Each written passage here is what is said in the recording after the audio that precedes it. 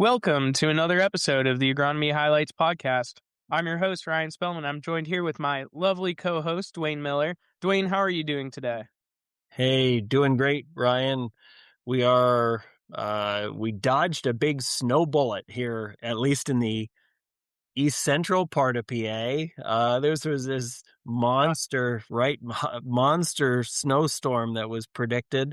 And somehow at the last minute, it took a turn or a right turn, if you will, and shifted about 50, 60 miles east. So we were supposed to get hammered with over a foot of snow. We ended up with 3 inches. What about you guys out there? Yeah, that's right. We dodged it too. So we got even less than that, 1 inch, 2 inch. We were supposed to have 6 inches to a foot and didn't. And I feel bad. I was telling you before the show, my folks are in Mass and they're sending me pictures. It looks like they got all of it. They have over 2 feet and it's a wet snow. So, At, um, at, you know, at this, hopefully I'm ready to leave them have it, right? Let's turn the that's page right. here to spring. Okay. That's right.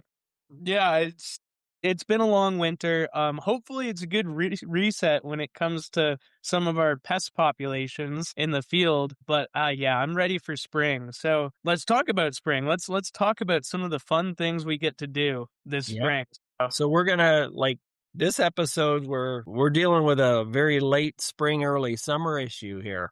We've got Dr. Carrie Knott from the University of Kentucky is going to be with us, and she's going to be talking about what they've found in their double crop soybeans and in some of her research. So, Ryan, you mentioned we need to define a double crop system. This is, in my mind, all right, we're going to be planting a winter grain of some kind, whether that be a wheat, a rye, a triticale, barley. We're going to come out, we're going to harvest that crop off, and then we're going to come in as soon as we can afterwards, and we're going to plant soybeans. So we're going to get 2 crops out of that one growing season. Yeah, that's right. And it's funny that one of the reasons I said we should define this is because in my area, we don't do a lot of double cropping. So when I started working around field crops and I heard this word double cropping, this exotic term, I was thinking, 2 rounds of soybean. And I couldn't wrap my head around it because I was like, why aren't you just growing one crop of soybeans the whole season instead of two? But no, it's that you're growing a winter, cereal crop, harvesting that and then planting soybeans in the later part of the season. So once that all Yeah. clicked, it made a lot more sense to me. Yeah, So, Ryan, double crop doesn't mean 2 crops in the same field, right? This is yep. I'm glad we had to clarify that. But you're right. So double cropping is something that is relatively newer to a lot of our growers, and we talk about some of the opportunities that are there for double crop soybeans. I think we'll get into a lot of agronomic practices. We're going to get into some cultural practices. I think we've got a lot of good tips for those that are thinking about or doing some double cropping. Yeah, that's right.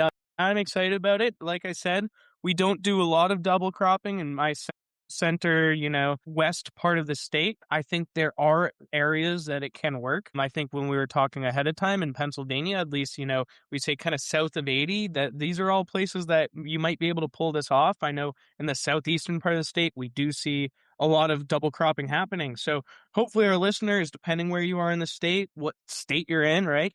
You can kind of think about this and say, is there an opportunity? When am I pulling wheat, harvesting wheat? Or barley? Maybe you use barley so you can get out earlier. Mhm. Is there a window that you can get a soybean crop? And how can we do this successfully? So we have, like you said, an expert on to talk about this, and that's Dr. Carrie Knott of the University of Kentucky. So, I think we've introduced this well enough. We'll bring her on to chat with us about this. Now, before we introduce our guest today, here is a quick word from our sponsors. Most people think fires start with flames, but they don't. Most flames start with heat. Control the heat, control the outcome. That's why Mark Twinoffel with Midwest Ag Risk Control focuses on one question: how fast can you control the heat? Around the farm or in the field, Mark recommends the Enforcer One system with Firebowl foam, built to cool fast, cling to surfaces, and stop reignition. To find out more about this system, Call or text Mark at 618-521-6805 or online at enforcer.com. Are you or your ag-related business interested in becoming a sponsor of the show? Support Penn State Extension's mission to provide trusted, research-based agronomy insights by sponsoring Season 4 of the Agronomy Highlights podcast. Advertising opportunities are available, and you can register directly or take a look at the sponsorship packages and pricing in the link below in the show notes. Feel free to reach out to me directly by emailing rms6953@psu.edu if you have further questions. Now, back to the episode. Now, I think we've got a great guest in Dr. Carrie Knott here from the University of Kentucky. Carrie, you want to say hi to the crowd, introduce yourself? Absolutely. It's great to be here. I'm Carrie Knott. I'm from the University of Kentucky, and I actually was born and raised in Kentucky. So I've been here just about all my life. And, I'm just real excited to talk about the double crop system. I mean, I do a lot of research in this area. And so just sharing that with a broader audience is great. Yeah. How long have you been with the university, Carrie? So I've been back. I said I've been born and raised in Kentucky. I did a brief stint down in Louisiana and then came back in 2013. So I've been back in Kentucky almost 13 years and spent most of that time sort of with the winter wheat double crop soybean rotation. That's where most of my research has been focused. We've done a little bit of full season soybean research in that time, but most of it's on that double crop system and making it work more efficiently and profitably, right, for Kentucky. And that really, at the end of the day, is why we do it, right? It's profitable. Profitability, right. What's your official title down there? I am the small grains and soybean extension agronomist. Awesome. Great. So I'm curious, just kind of in your origin story here, what got you interested in the double cropping systems and some of the agronomic context around these double cropping systems that you're learning about? Yeah, well, my predecessor did quite a bit of work recently. He was here for many, many decades. His name was Dr. Jim Herbeck. And towards the end of his career, right before I, took over that role, he did a lot of sort of vetting or re-verifying some of our full season recommendations about planting dates and populations and different things. But he never really kind of circled back to any of the double crop recommendations that we had as a university. And so prior to I think we started this in earnest in about 2015, 2016. I brought some graduate students on in 2017. But prior to that, it had been 45 years or so since there were any, detailed replicated trials to investigate, whether or not there were better ways to do the double crop system. Okay.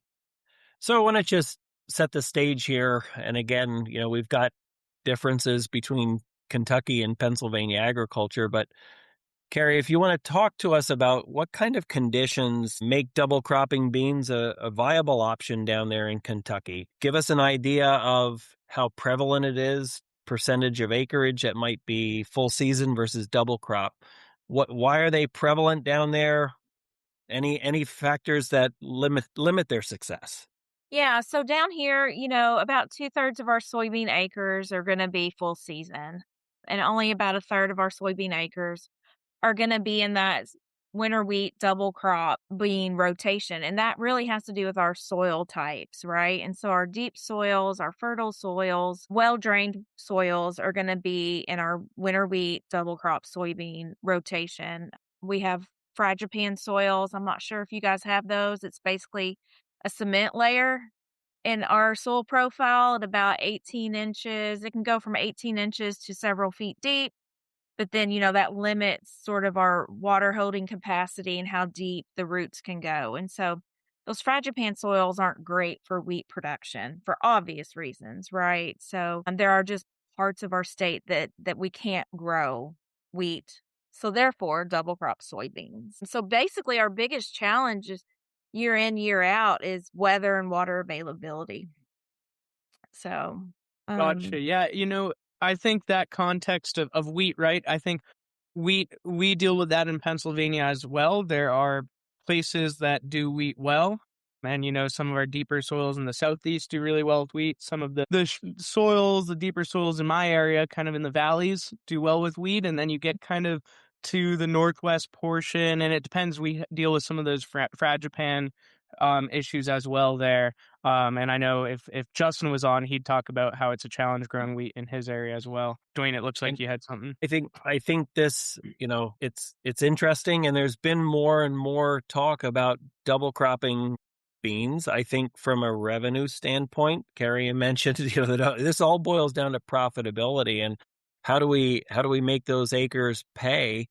Couple things that may have sped things up with the either desire or trying out double cropping is we've got an issue here in Pennsylvania with Don and wheat, vomitoxin, and folks have been taking wheat off maybe a little bit earlier than they have in the past, drying wheat, getting it off the field, and that sets the stage in the calendar for the opportunity for us to do some of this and try some of this double cropping where it might not have been the case 10, 15 years ago. So I think taking that wheat crop off earlier than we have been in the recent past gives us a calendar opportunity to at least explore those type of things.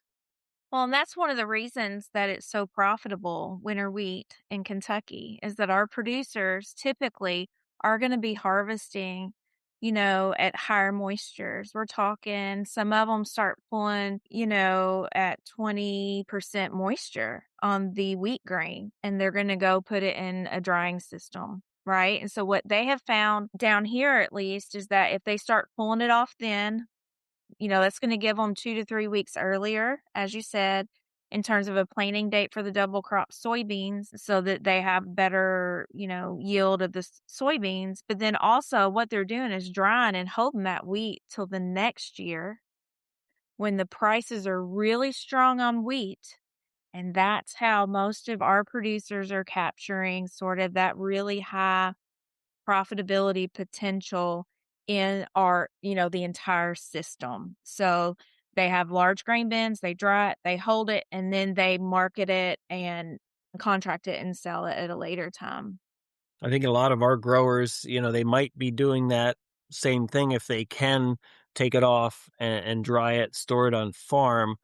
The only thing that might differ is I hear a lot of guys around the area saying, well, we got to get that wheat out of that bin. We need it for corn. Yeah. We're typically we'll harvest there in late June, but come September, we got to start making sure we have that grain out of there and moved in a time to clean that bin out for fall grains. Yeah. And this is all assuming we're going to take it for grain, right? We have some producers that take it for silage. They're going to cut it for some sort of forage, right? And so they're going to be, taking that off much sooner than if it were a grain crop, the wheat. And then they're able to plant the double crop soybeans much earlier. And then even down here, you guys, we have a risk of frost, right? We do have a risk of if we plant late enough in the year, say in July, mid to late July, which can happen depending on weather patterns, that we might have that double crop soybean frost out on us. So we're never out of that risk. We always worry about that year in, year out, just about. Thankfully, we don't have that happen very often, but there are ways to still harvest that crop if it gets frosted. So maybe this is actually probably a good segue into the question about this planting date, right? Like, obviously, our planting dates will differ, being more northern than you guys, but, general rules of thumb for a double cropping system of like, how do we avoid some of those sensitive frost periods? How do we think about the system and timing it right with wheat? Can we move our wheat planting around anyway? And then, what time do you target that soybean planting, after the wheat as well, if there are any kind of timing tips there? So really what I recommend is really going after your variety selections, right? And this isn't just in soybeans, it's in wheat as well. And so some of our producers do not go for the full season, those really long maturing wheat varieties if they know that they have to have really good double crop soybean yields, right? Or if they're concerned about frost, depending on where they are in the state. We call it the southern tier, which is right north of the Tennessee border. If you're anywhere other than there, if you're more in the central part of the state, your frost is going to come sooner. And so really most people are going to try to do a, mid early, so not a medium length, but a little earlier than a medium length wheat variety, get it planted, and that way they can harvest it sooner. As I said earlier, there's people that are toying with pulling this off, even as high as 20% with, stripper headers. That's just a few producers. It's by far not the most common method, but there are people that are doing that and then drying it down. And honestly, the millers and bakers love that better, right?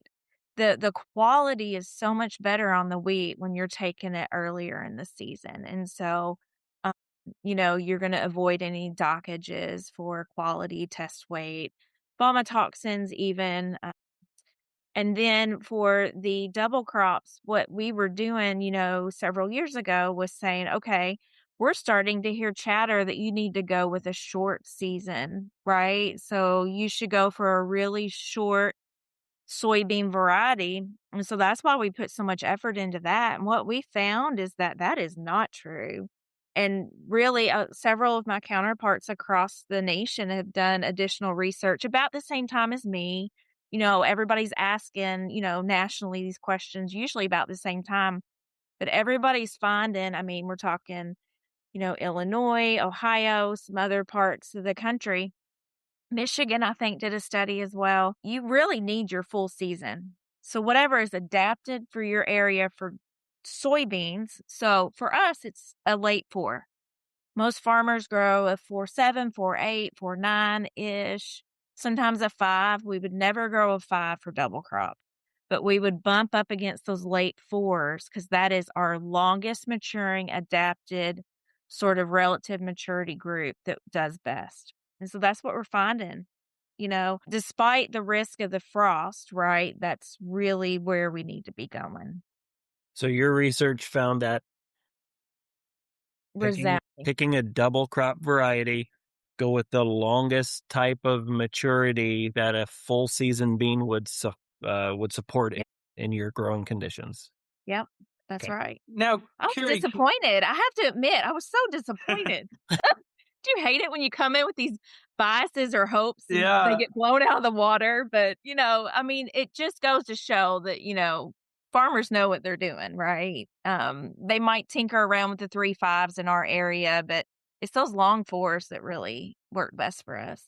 yeah, I think this is kind of a really interesting topic, right? Because, like you said, I think in all other crops, we might come to a different conclusion, but soybean maturity groups are quite different than, some of our other Yes. crops in the way that growth is programmed, right? And so in my area, we're maybe closer to like on the lower end. Some of our group 2s, higher end is Yep. like high group 3s to give you context. But I've heard some of the same things that people who are double cropping, it's those later ones. Can you maybe elaborate a little bit for our listeners on why that is? Like, why do soybeans behave in this way? Because logically, you would think, okay, I have a shorter season to produce soybeans here, so I should go with a shorter maturation, right? But that's not quite how it is. So can you explain why that is, why soybeans grow the way they do, and how Yeah, that kind of it's works? pretty simple, even, for corn for sure, but to some extent wheat, right? Like you have a very defined period when it's going to be producing, the spike where the seed, is made or the ear for the corn, right? It's basically one unit it's putting its effort into. And so you know, tillering aside in wheat, once you're into the spring and it's producing one single head, then all the reserves are going to go to that. In soybeans, think about it. You have all these flowers across all these nodes and all these pods that are developing, right?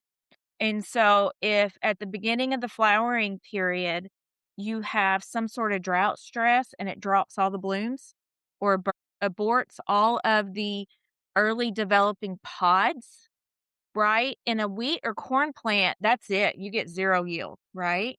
In soybeans, it says, shoot, I don't have any place to put all this photosynthesis I'm making, all these sugars. Hey, let's keep flowering, right? And so it's just such an amazing crop, right? Soybean is so resilient. We say this over and over. It's resilient. It can bounce back. And it's because it has this long range of flowering that allows it to compensate, right, for any adverse conditions throughout that period. And so, I mean, if you think about it in terms of that and you try to personify this plant, if you have a full season adapted for your area, if you have a little blip in heat that aborts anything, the flowers, the pods, the seeds, then if you have the longer maturing group, it'll have longer time to continue to put on flowers, pods, seeds. Does that make sense? So you're lengthening that reproductive period and allowing it to be more resilient for your entire double crop season. So something I've seen in my locale here is I think at least the last 5 to 10 years, it seems like growers are maybe shortening their varieties, their maturity groups in a full season setting where some of the hybrids, and when you look at the yield data, where somebody might have grown a 3.8, they might be looking at a 2.7 now. But I just want to stress that in a double crop situation, you're saying, okay, let's look at what is viable in a full season scenario and look to the long window of that. So even if somebody, again, may have been planting a 2.8, 2.9 bean in a double crop, if our locale would suffice for a mid three, then go for that as far as a That's right. choice. That's right. Yeah. Yeah. And we do have some farmers here as well that grow late twos, right? So they're trying to diversify their cropping system for full seasons, right? And so they'll start off with maybe some late 2.8s and go from there. But again, as you said, we can't do that in double crop. We don't have the luxury of the full growing season, right, to allow us to do that. So, I want to just circle back. We talked about, planting date a little bit, but how important is getting that bean into the ground as soon as possible following that first crop coming off? so our research shows you're losing 1% a day. So whatever your yield potential is, max yield potential, it's 1% a day you lose. So, I mean, we're talking about a very significant yield decrease just by a rain that keeps you out of the field for 3 or 4 days. Yeah, It's a that lot of can yield. add up pretty quick, doesn't it? Yes. Yeah. And I mean, even when my graduate student was doing this work, the first year she had a 3-year study. The first year, let's see, she had 2 different planting dates. And the first year it was only 10 days between harvest and weed at 20% versus 13%, so that was a 12-day. But then the other 2 years, we're talking about 3 weeks. And that had to do with a bunch of rains that come in, sort of around that June timeframe. And we weren't planting here till mid-July, which happens. It's not a horrible, it's not unheard of, but it's pretty late for, us to be planting in mid-July. Usually we like to have everything in for double crops by 4th of July. But often it doesn't happen just due to weather. Yeah, and I think when we're thinking about July and planting in that time, if I'd imagine down your way, but we've been having some drier summers, right? So it might not be that a challenge to go and harvest your wheat.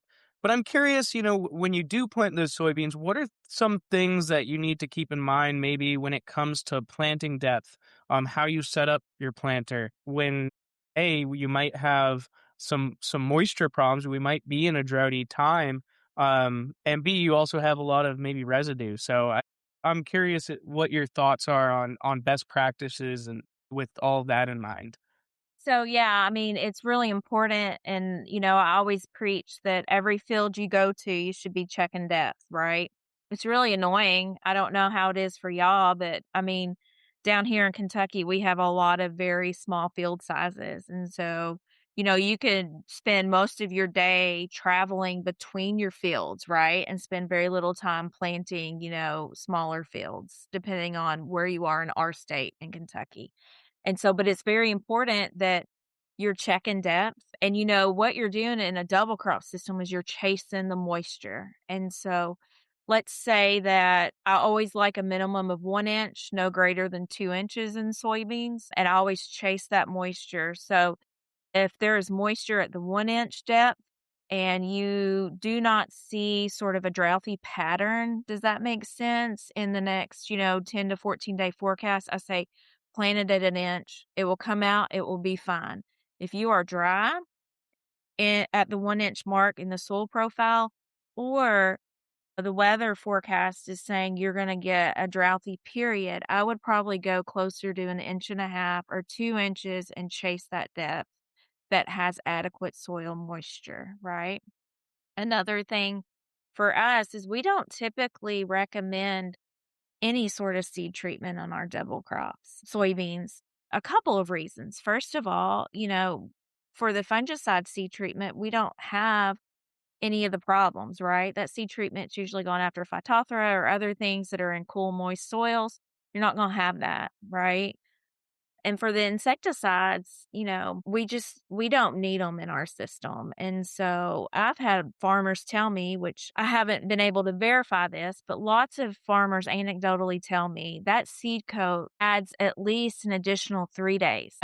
So to get enough moisture to break through and get the soybean to germinate, they feel like they delay 3 to 5 days for emergence from the soil. And that's just too long, right? That's interesting. I'm glad you brought that up. That seed coat can lead to a longer period of time for it to break down And that, and pop out the of the farmer ground. that told me this actually during a drought year said he had an aerial image and he ran out of, beans that had a fungicide and insecticide seed treatment, and he finished off with untreated. And he said he had an aerial photograph and he could tell throughout the entire growing season a huge visual difference. And then when he harvested at the end of the year, I can't remember what he said, but there was indeed a yield, benefit for not having a seed treatment, right? Because they were able to get growing and established a little bit quicker. Any thoughts, Carrie, on an inoculant? So since we're talking about stuff on that seed. Oh, yeah. I mean, if there's been any trouble with, say, any sort of emergence or nodulation problems or anything like that in your fields, you should be inoculating, right?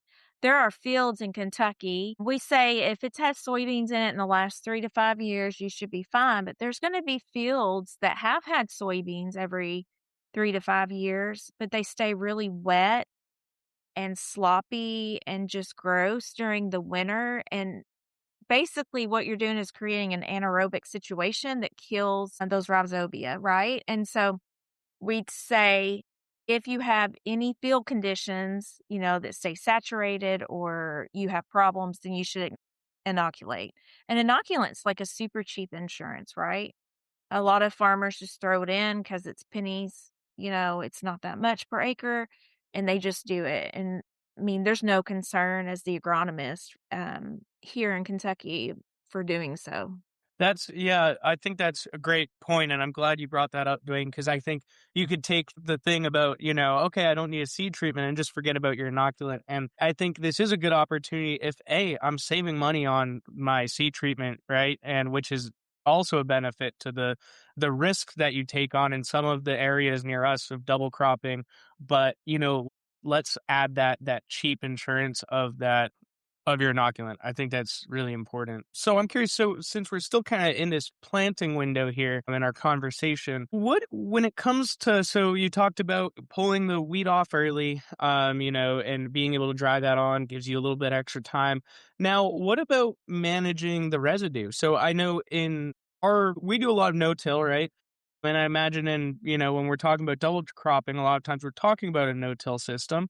What's your thoughts on managing residue? Should we manage it? Should we bale straw? Should we lay it over? What are some, for moisture, what are some best practices when it comes to residue management?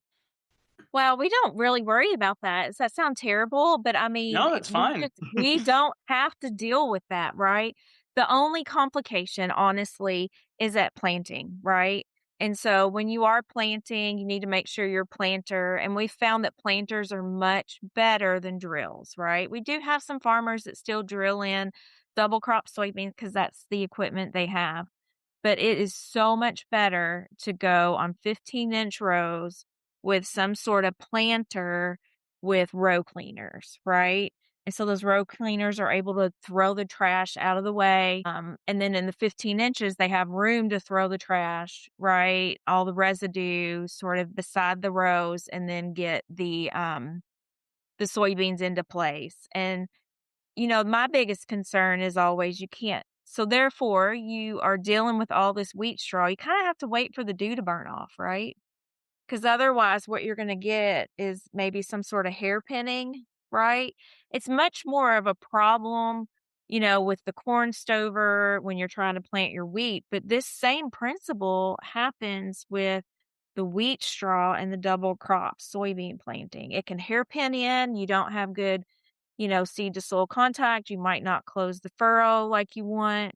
And so just making sure you wait for those really good conditions so that your planter can do its job and cut that straw and throw it out of the way and get the, 1 to 2 inches to chase that water content in the soil is very, very important. Could you talk to us a little bit about, so mentioned row spacing, any of your research focus on seeding rates or any recommendations around that?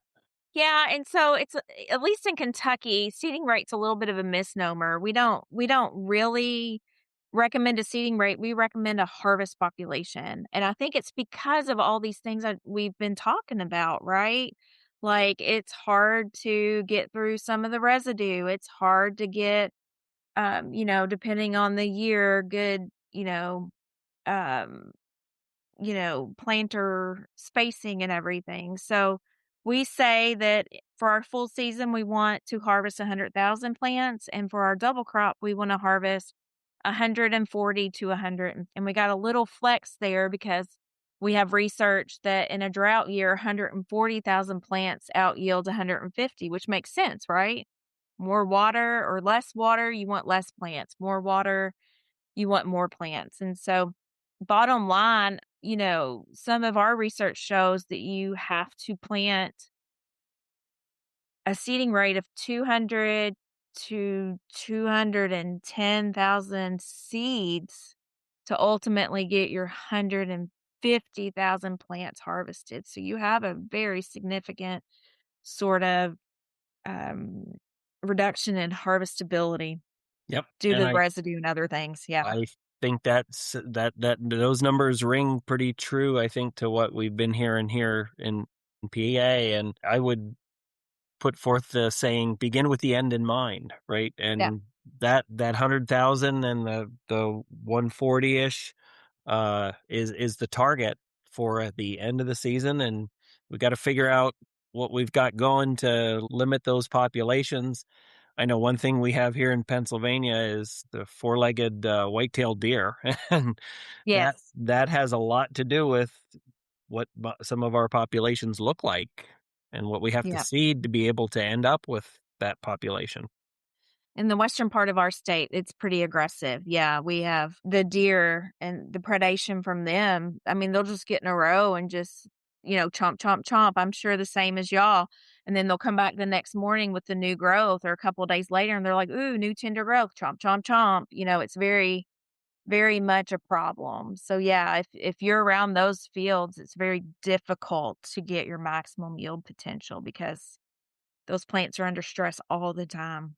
No, yeah, we definitely we feel your pain on the deer damage. I mean, this is always a topic of conversation at every soybean meeting we go to. We come to talk about something else, and everyone has questions about how do we manage Yes. deer. So we can understand that. Now, so you kind of said probably best practice here is 15-inch spacing.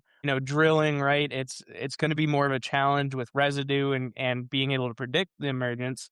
I'm curious, have you ever tried 30 inch rows with this. And in my thinking about it with the shorter season, I think the reason why that might not be effective is you can't get canopy and you're not maximizing the space. Is that correct? Or have you had success on 30 inches? Well, I mean, of course you can get success, but you're not gonna maximize your yield potential, right? So there are some, and actually researchers for sure. So our plant pathologist down here always plants 30 inches, right? Just so that, he can get through the plots, he can rate them, he can do whatever he wants. And so we have done some 30-inch as well for some of our research just because we had to a couple years. But, if you want to really push the bounds of yield and profitability, it's those 15 inches that we know, those narrow rows we know are going to give you the biggest bang for your buck. And really, if you have the equipment, it's not going to cost you anything. Yeah. But if you don't, you can certainly do 30 inches. But I don't know that I have a good rule of thumb as terms of yield reduction. I think typically in a normal year, not a drought year or good water year, we're talking 20-25% is kind of what I hear nationally, but that maybe has changed some too over the years. I know in our locale, I tend to see a lot more drilled beans for double crops. That's the equipment that's here. If they're planting full seasons, all right, we might have that corn planter on 30s, and we'll switch over there. But for double crops, it's usually a drilled bean. And it can work, right? You're just gonna have a little bit more cost in seed because you're gonna have more loss, right, in stands Yep. with a drill than you would a planter, and so your input costs for seed are gonna be a little bit greater. So that's another thing you're gonna have to adjust for, kinda go out, and if you're not sure what your stand loss is, for a couple years, put out whatever seeding rate you think and get a harvest, population and figure out what your loss is. I know, at least in my research in certain fields, I have a couple of fields that have real deep soil that 15% stand loss, even in double crops, is about right. So I have some tougher ground that does have a fragipan on it, but it grows wheat okay. And I like to do research back there, and we're talking 25-30% stand reductions, right? So you just got to know your fields and be willing to make those sort of adjustments on a per field basis. I think that's a really good point. Every field is created equal, and oftentimes as farmers, I'll put my farmer hat on here. I just get tired of changing sprockets around on the Yeah. planter and, checking this and checking that, and I'll just dump it in and go. But Yep. this is where the dividends can pay if we take time and maybe put a script there and understand that treat fields differently and might reap the rewards of that.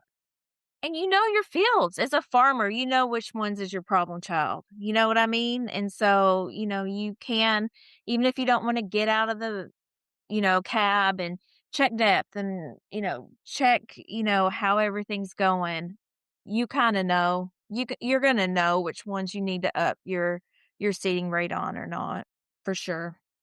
Yeah, and we a few episodes ago we did a show on saving money and how to make better economical decisions and do a budget, and we talked a lot about record keeping. And I'd imagine this is a similar. If you're trying this for the first time and you're trying this in different fields, actually doing the work of writing down what was the seeding rate I used, then going out, taking a stand count, and saying what did I get.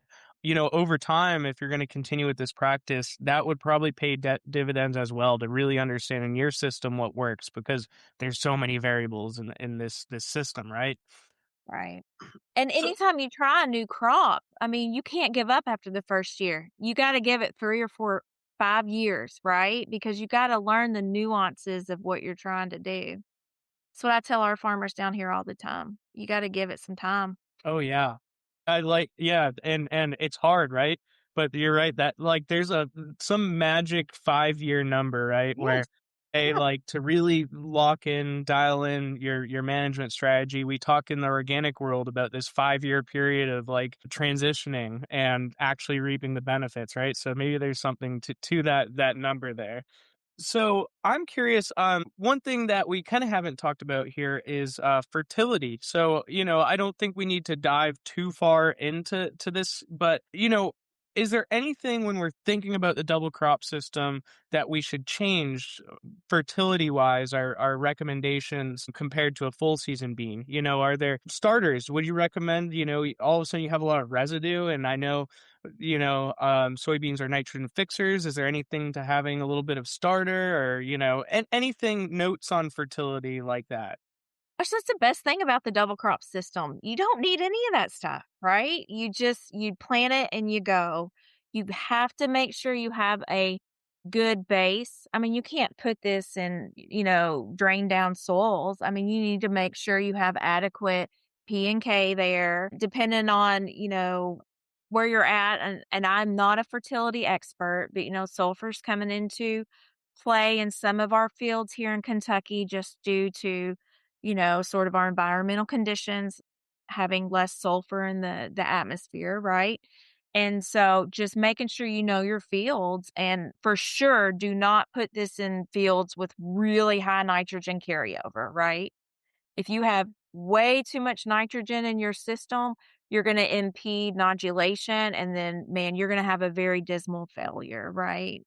I mean, we cannot afford to put all the nitrogen needs for soybean crop to provide it to them. We need to let them do their jobs and make their own nitrogen. Yeah, sure. That's a great point. And yeah, and I'd imagine a double crop system, right? You really want some strong nodulation because you want some rapid growth, right? So anything you can do, like it sounds to me like what you're saying is, focus on your wheat fertility, dial in that wheat fertility, and then, the soybeans should be able, it's like kind of, I don't know, but the nutrient cleanup crew out there.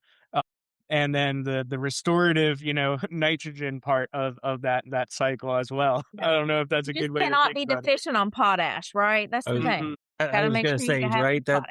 that's the big one is we need to make sure we take care of our potash needs. Yeah, and a lot of times you'll see some flashing or certain things, in any of your soybean crops, and it's not that it's not available in the soil profile. You have some sort of restriction on that furrow. You might have some sidewall compaction. You might have some root, problems, compaction usually, that the roots just aren't growing. After long periods of drought or even saturated conditions, you're going to flash a potash deficiency. It doesn't mean it's not in the soil. It means the roots aren't either big enough to take it up or the plant is on a pause, right? In a drought situation, it's just not doing anything. It's dormant. Right. Let's shift gears a little bit. Talk about the opportunity for double crop beans with respect to pest pressures. So we talked about one of our pests, the white-tailed deer, but specifically, maybe disease and other pests, how does it compare in a double crop system to full system soybeans? I mean, as I said earlier, we're not worried about some of our early cool season diseases, right? Those root rots, the phytophthora, the pythiums, those sorts of things. You're still going to have possibly some foliar diseases. So for us, it's always frog out leaf spot. I'm not sure what sort of foliar issues Frog y'all.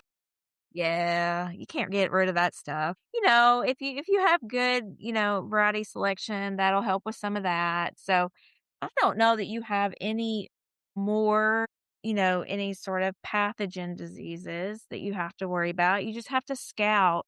Now, in terms of double crops and sort of thresholds and things, that's where your insects might be more of a problem. So we might have stink bugs or June bugs or being leaf beetles at different parts of the year for us that we have to worry about. Maybe stink bugs for sure that we scout more for double crop. But not every year we have problems, right? So it's more of a IPM integration of scouting and then making your pesticide choices.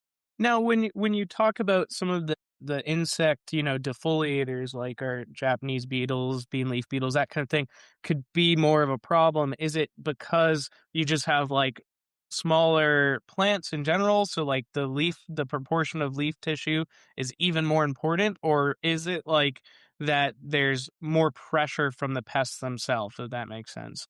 It depends on the year, right? It's the total extension answer, but it can It be depends. if We say that a lot here. if it's early I in the love it. season, that's right. They're tiny little plants, and if the insects are already booming, then yes, it comes down to defoliation rate.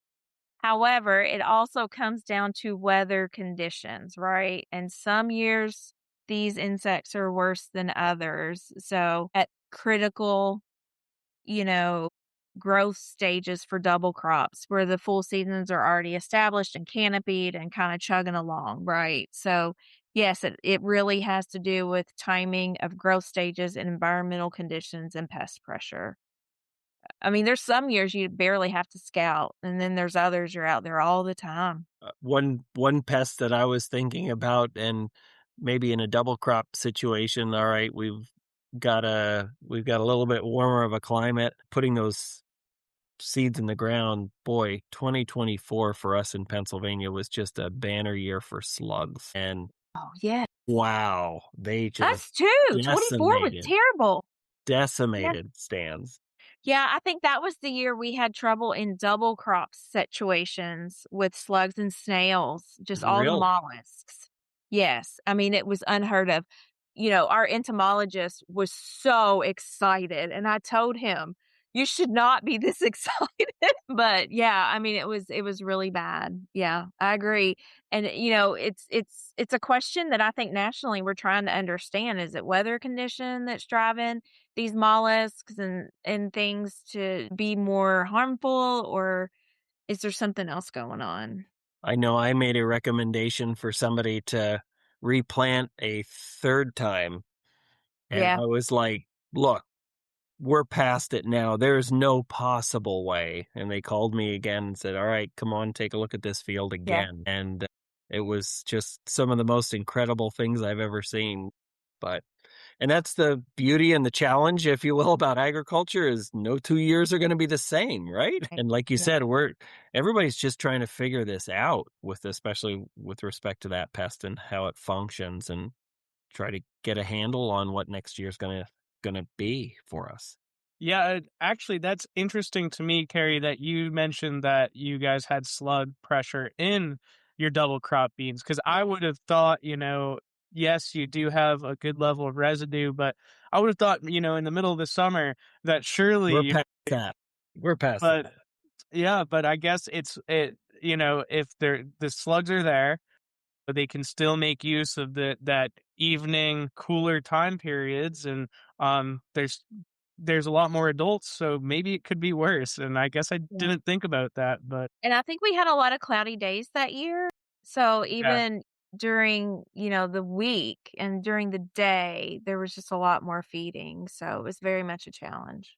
interesting. Well, we're dealing with it too. Our entomologist said, I came here to learn about insects, and then I spend most of my career talking about a mollusk. But Yeah. so, all right. So, Dwayne, do you have anything else agronomically that you want to ask? I'm trying to think if I think we I think I checked rolled through off these. all the Mm. stuff on the list here that I had wanted to talk about. Carrie, is there anything agronomically with this double crop system that you want to cover that we haven't talked about yet? I have one. What about when it comes to, the later part of development, maturity? Do you see often we run into a challenge where we do have a higher moisture bean that we're dealing with, and do we need to manage that, or is it usually if you pick the right variety, you're okay? Yes, if you pick the right variety, you're going to be okay, right? And so you'll have enough time for any sort of, normal dry down period and then harvest. And like I said, even if you get hit with a little bit of frost damage, usually if you pick that right maturity group, you'll have time for it to kind of get over that frost damage and still be able to harvest it, right? Now, having said that, I know that some of the really much further north than us in Kentucky have problems every year, like Wisconsin and, Minnesota with their double crops, and they might have some harvest dates. And so we just don't have to, we're lucky. We're far enough south. We don't have to deal with that year in and year out.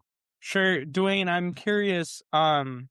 since you might have more folks double cropping in your area than mine, do you often see folks that are double cropping have some sort of storage that they can dry the beans afterwards? Is that kind of a prerequisite, or is that not necessary? I think most of the folks that I have seen using a double crop situation, they may be taking those off and selling them as cash grain and not storing. Cool. All right. Well, then I'll ask the first part of my last question again. So, is there anything that we didn't cover that you want to cover before we move to a wrap up, Carrie? I don't think so. I just think, the double crop winter wheat, or, winter annual, whatever, canola's getting real big down here again. Any of these sort of double cropping opportunities is just a very elegant way, right? To have a cover crop for your wheat that you can harvest or take for a forage, and then, have a double crop soybean as well. And so I just think it's really a cool system. Yeah, I think elegance a good way to say that. I mean, in my area and how I'm seeing this, in my area where the season length is a challenge, I do have a lot of dairy farmers that do a double crop forage system, but they're going, they're using wheat or rye as their forage or triticale and then following with corn. But, this is making me think, if they can work soybeans in there, they can do a very similar thing and, harvest that wheat as a forage and break up that corn wheat cycle that Yeah. is catching up to us with, some of our pests here. I think elegance a good way to say it. And I think we're in an era in agriculture where the more we can pack in, the better economically for our soils. We're really learning a lot about that. Now I'm curious, looking ahead, when it comes to this double cropping system, what do you think, or what innovations do you think could make this system more consistent and profitable for farmers? Are there equipments, varieties, management systems that you're interested in researching and what you're kind of looking at in the future? Well, I don't know if it's really an agronomic answer. I think as the weather forecasts, the weather models, and different weather predictions get better and better, I think that's going to allow us in agriculture for any crop to do a better job, right? And so, I've become almost borderline obsessed with predicting, weather. And so for us down in Kentucky, we have sort of a annual threat of spring freezes that could impact our wheat crop. Okay. But it's really got me interested in how the weather forecasts, the prediction models and everything have come to be. And I really think that hopefully in the not too distant future, those predictions are going to get better and better, right? And I wonder if in 50 years, our grandchildren are going to be making agronomic decisions based upon, you know, predicted forecasts, 6 to 9 months out. You know what I mean? So, we know as a farmer before we plant our crop or even make our cultivar decisions what our growing season will be. And then we adapt our cultivar and agronomic management decisions to match that. If we're going to have a drought, we might choose a different variety, reduce seeding rate, larger row spacing. You see what I'm saying? And then maximize your profitability in that way. If you are predicted to have endless water, maybe not a flood, but water every time you need it, then what are you going to do? You're going to narrow up that row spacing, you're going to increase your populations, and you're going to maximize the yield that way. And so that's really, as an agronomist, if we're kind of pie in the sky hoping, that's what I want to see, that we have better information as farmers so that Mother Nature is not exactly our foe, right? We seem to fight her a lot. And, my hope is one day she will work with us. Well, it seems like you ask a farmer what's one of the biggest frustrations and challenges, and it's environmental challenges. So dealing with something like that in predictive science would be a true game changer It for would. folks. We'll never harness it. We can never control it. But if we can make informed decisions, we are going to be better, right? As farmers. That's one thing, we should be striving to do as farmers is get better each and every growing. You got one shot to plant the crop. You got one shot to harvest it, manage it as best you can. But each and every year, each and every growing season, try to gain that 1%, just 1% better, 1% better every year. That's right. That's right. Yeah, well, I think that's a great way to end it. And I think this episode has been a really great crash course for anyone who's interested in double cropping, what it's all about, how to do this properly, how to think about it. I think this will be really helpful. So, Carrie, I really appreciate you coming on to do this with us. If there's anywhere where you want people to reach you or find your research, this is your chance to plug that. I think I'll have to get back to you. I'm not That's sure fine. because we recently had to change our websites. Y'all know this, Okay. right? Due to the ADA compliance. That's fine. We can drop it in the show notes, after the fact. Perfect. So. Yeah. Well, Carrie, want to say thanks again for joining us from all the way down from Kentucky and sharing some of your insight on double cropping beans down there. I'm sure it's been a help for some of our farmers in Pennsylvania. I know I've learned a lot too about that double cropping system and opportunity. So thanks again for joining us. Thanks. It was a pleasure. Thanks. Catch you next time on the Penn State Agronomy Highlights podcast.